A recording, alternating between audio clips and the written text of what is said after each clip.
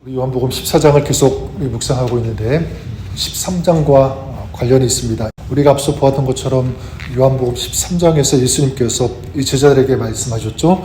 이제 내가 십자가에서 죽을 것이다. 너희들을 떠날 것이다. 라고 하는 이 말씀을 주셨습니다. 그때 이 제자들은 근심에 빠지게 되죠.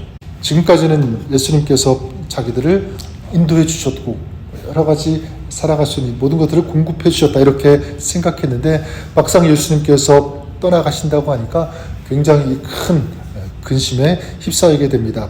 자, 그래서 예수님께서 그들의 마음을 아시고 가장 먼저 14장 1절에서 하신 말씀이 무엇이냐면 너희는 마음에 근심하지 말라. 자, 이러시면서 그들을 위로하기 위해서 계속 이제 말씀을 주시지 않습니까? 어제 보았던 것처럼 내가 곧 길이요 진리요 생명이다. 나는 너희를 위하여 거처를 예비하러 간다. 내가 아버지 안에 있고 아버지께서 내 안에 계시니까 나를 믿으라. 내 이름으로 구하면 내가 너희를 위하여 시행하겠다. 자, 이런 위로의 말씀들을 계속 주고 계십니다. 그리고 이제 오늘도 이 근심하는 이 제자들에게 또 약속의 말씀을 주시는데 그것이 무엇이냐면 16절 말씀이죠. 내가 아버지께 구하겠으니 그가 또 다른 보혜사를 너희에게 주사 영원토록 너희와 함께 있게 하리니. 다른 보혜사를 너희에게 주겠다. 다른 보혜사, 그런 보혜사가 또 있느냐? 또 있죠. 바로 예수 그리스도가 보혜사십니다. 지금까지 이 제자들의 보혜사가 되어 주셨다는 것이죠. 자, 그런데 예수님께서 떠나가시면 어떻게 하십니까? 다른 보혜사, 즉 주님의 영이신 성령을 너희에게 보내어 주시겠다라는 뜻입니다. 자, 이게 어떤 의미가 되냐면 지금 너희를 떠나는 것처럼 보이지만, 내가 떠나는 것처럼 보이지만 그것이 아니다. 나는 너희와 영원히 함께한다. 육신적으로는 지금 떠나는 것처럼 보이지만 이제 주의 성령께서 너희와 함께하니까 영원히 계속 함께하는 것이다. 자, 이것이 주님께서 제자들에게 주시는 약속이죠. 그래서 17절에 다시 한번 이것을 확인해 주시지 않습니까? 그는 진리의 영이라. 세상은 능히 그를 받지 못하나니 이는 그를 보지도 못하고 알지도 못함이라. 그러나 너희는 그를 아나니 그는, 그 다음 보니까 너희와 함께 거하시며 또 너희 속에 계시겠습니다. 성령께서 너희와 함께 하신다. 너희 속에 계신다. 이것이 예수님께서 제자들에게 주시는 약속의 말씀입니다. 자, 이렇게 근심하는 제자들에게 성령을 약속하셨다면 이 말씀, 이 약속은 오늘을 살아가는 저와 여러분 우리에게도 동일하게 적용이 되는 저는 말씀인 줄 믿습니다. 여러분, 우리에게 근심이 있을 때 마찬가지죠. 무엇으로 그 근심을 이길 수 있는가? 바로 성령으로 이길 수 있는 줄 믿습니다. 근심뿐이겠습니까?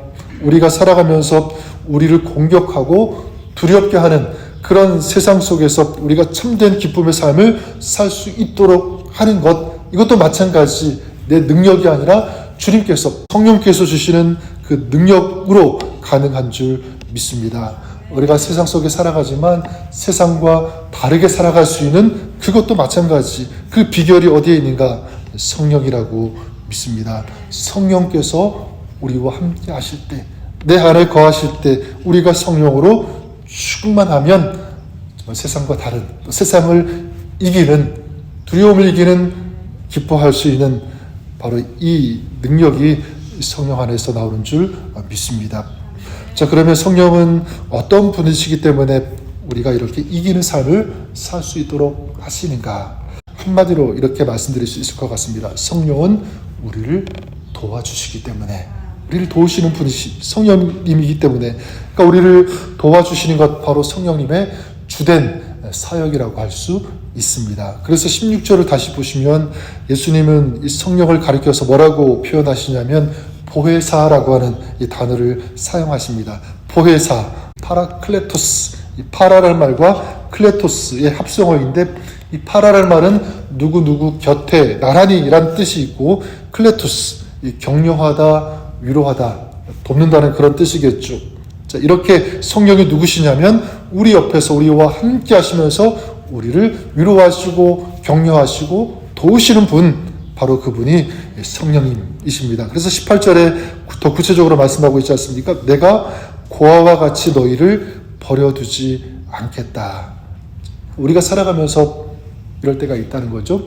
고아와 같이 느낄 때 어떤 경우에는 혼자인 것처럼 그렇게 느낄 때가 있고, 무기력하게 느낄 때가 있고, 지칠 때가 있고, 아플 때가 있고, 내가 내 문제 해결할 수 없을 것 같은 어떤 그런 마음, 그런 안타까움이 있을 때, 그때 그런 우리를 아시고 우리의 연약함을 이해하시고 또 아픔을 도우시는 분, 그래서 일어날 수 있도록 계속 우리와 함께 하시면서 도와주시는 분, 바로 그분이 성령님인 줄 믿습니다. 그래서 로마서 8장 26절에도 이 성령께서 우리를 어떻게 도우시는지 말씀하고 있는데, 이와 같이 성령도 우리의 연약함을 도우시나니, 그렇게 말씀하고 있습니다. 연약함, 여기서 연약함, 우리는 연약함이라고 나와 있지만 이 원어로 보면 연약함들입니다. 복수예요. 그러니까 하나가 아니라는 얘기죠. 그러니까 우리의 연약한 모든 것들을 다 도우신다. 누가요? 성령께서 도우신다. 바로 이것이 로마서 8장 26절 말씀. 그러니까 우리 인간 존재 그 자체 실존이 어떤 삶이냐면, 깨어지기 쉬운 그릇과 같은 질그릇, 상한 갈대와 같은 그것이 우리 인간이죠. 그래서 깨어지기 쉽고 넘어지기 쉽고 부서지기 쉬운 그것이 우리 인간인데, 이거 우리 인간의 실존인데, 그런 인간을, 그런 사람을 누가 도와주시는가? 성령께서 도와주신다는 것입니다. 여러분, 얼마나 이것만으로도 감사한 일입니까? 그렇죠? 제가 여러분, 많은 사람들이 소위 믿는다고 하는 사람들조차도 이것에 대해서 민감하지 못하고 또 믿지 못하는 사람들도 있습니다.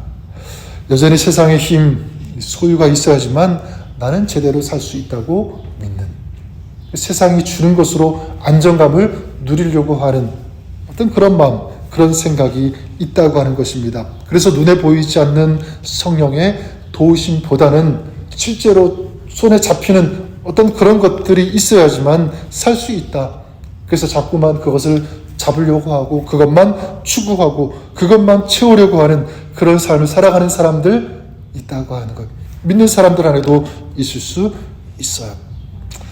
아닙니다, 여러분. 그것은 우리가 살아가면서 어느 정도 도움은 될 수 있겠지만 궁극적인, 실제적인 참된 능력은 되지 않다는 것을 우리가 알았으면 좋겠습니다.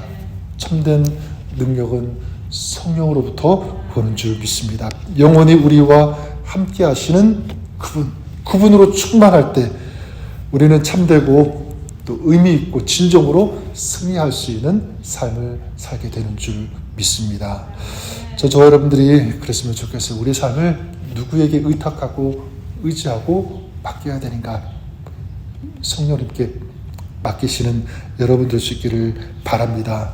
그래서 우리의 인생을 성령께서 주관하시도록, 통치하시도록, 다른 말로 다스리도록 그 주권을 맡겨드렸으면 좋겠어요.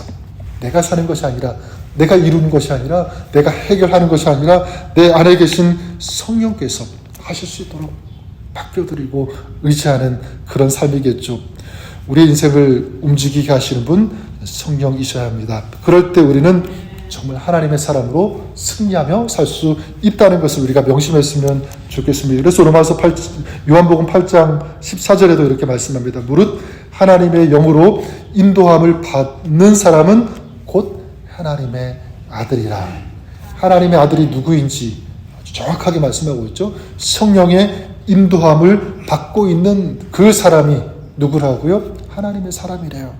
그러니까 우리가 하나님의 사람으로 제대로 살 수 있는 그 비결, 하나님의 사람으로 부끄럽지 않게 살 수 있는 그 방법, 그 비결, 또 하나님의 사람으로 거룩하게 살 수 있는 이 모든 그 비결은 어디에서 나오냐면 내 힘으로 되는 것이 아니라 바로 성령의 능력과 도우심으로 가능하다고 하는 것입니다.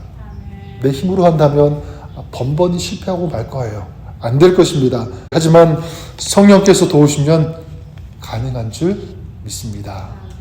내가 안 된다고 생각하는 것들, 내 모습, 어떤 내 성격, 그리고 나의 불경건한 습관, 모든 것 다 마찬가지라고 생각합니다.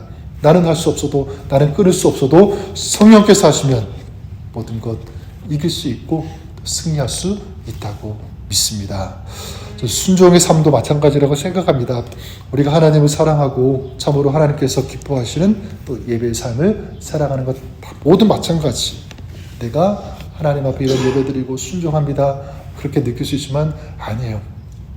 깊이 들어가 보면 성령께서 우리를 오늘도 지금도 도와주시기 때문에 나는 예배할 수 있고 기도도 할 수 있고 하나님의 뜻대로 살아갈 수 있는 그런 모습 가능하다라고 하는 사실입니다.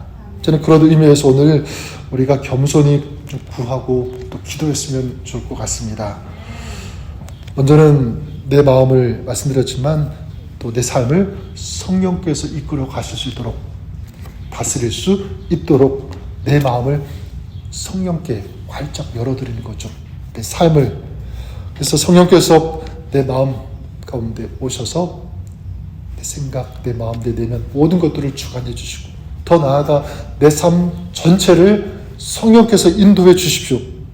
이렇게 모든 것을 열어드리는 것입니다. 저는 이것이 성령 충만한 줄 믿습니다. 성령께서 온전히 내 삶 전체를 이끌어 가실 수 있도록 열어드리는 것, 의지하는 것, 의탁하는 삶, 이것이 성령 충만이라고 한다면 이 성령 충만을 위해서 여러분들이 기도하시기를 바랍니다. 그리고 또 한 가지는 성령께서 인도하시는 대로 따르기를 결단하는 것, 이것도 굉장히 중요하다고 생각해요. 성령은 우리를 도우시는 분이잖아요. 그러니까 우리가 하나님을 더 깊이 알아갈 수 있도록 도와주시는 분이 성령입니다. 그렇다면 그 성령님의 그 인도하심대로 우리가 따라가는 거죠. 순종해야 합니다. 또 우리가 하나님의 뜻대로 살아갈 수 있도록 성령님이 도우시는데 그 뜻에 순종하지 않으면 결국 우리는 하나님의 뜻을 이루는 삶을 살 수 없을 거예요.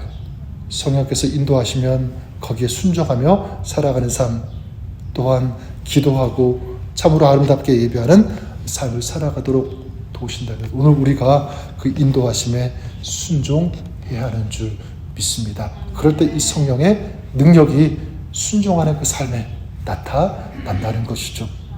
오늘도 저와 여러분들이 이 성령의 인도하심을 받는 하루가 되시기를 바랍니다. 그리고 우리의 평생 모든 삶이 이렇게 성령으로 충만한 그런 삶 여러분들이 살아갈 수 있기를 우리 주님의 이름으로 간절히 축복합니다.